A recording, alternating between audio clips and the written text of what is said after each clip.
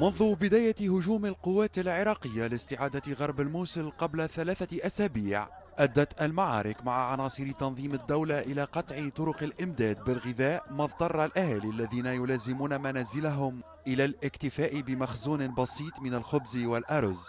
والأكثر حظا بينهم تجد لديه معجون الطماطم المصبر أو بطاطس.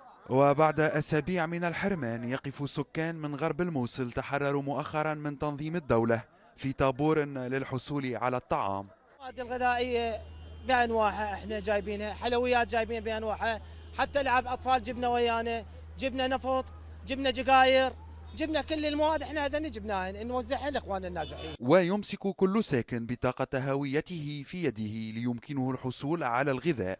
ويحدث أن يضطرب الجميع ويتدافع الناس باتجاه الشاحنة، فيضطر الجنود لإطلاق النار في الهواء لاستعادة الهدوء.